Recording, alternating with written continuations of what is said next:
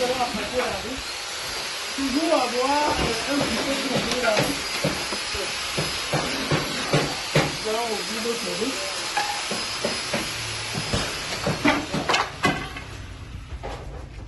Voilà la ruche.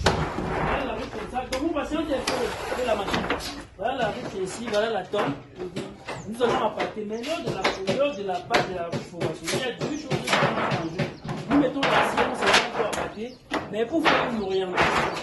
C'est-à-dire que nous n'allons pas pondre la scie dedans n'importe comment, mais nous allons faire également une orientation. Cette orientation oriente les abeilles sur le sens de construction des alvéoles. Parce que si conçu par exemple dans ce sens, je prends cet exemple, pour récolter la viole qui est derrière, vous êtes obligé de détruire la viole qui est devant vous. Or, si conçu les alvéoles dans ce sens, vous pouvez retirer la viole désirée sans nuire à l'autre. Mais si vous venez dans la ruche et qu'ils vont construire comme ça, je ne sais pas si on se voit. Si vous, pour aller derrière, il faut détruire la viole qui est devant. Donc, nous avons ici, qu'est-ce qu'on fait? On passe ces traits. On approche un peu devant, on passe ces traits. Ces traits-ci, elles vont simplement respecter le sens de construction. Il faut constater que le côté auquel j'ai mis la tôle, c'est ça qui est en bas. C'est à la fin, c'est ça qui va être en haut. Je vais après soulever.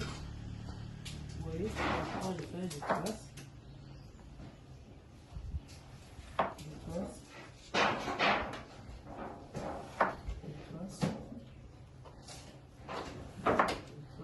Vous voyez, je laisse quand même l'écart entre deux alvéoles. Vous voyez, question que elle ne colle pas les alvéoles sur les deux. Après que j'ai fini maintenant, je peux maintenant tirer la scie dans la ruche comme je veux. Laisser le trou d'entrée. Ce que je peux faire, je peux maintenant tirer la scie comme je veux dans la ruche. Et là, je tourne. La scie à l'entrée. Ceci permet de faciliter les abeilles parce que quand l'odeur de la scie va les attirer, quand les écureuils vont arriver, elles vont chercher par comment rentrer. Quel est le trou d'entrée? Quand je retourne la ruche, voilà comment la ruche va être positionnée sous un arbre ou sur un support.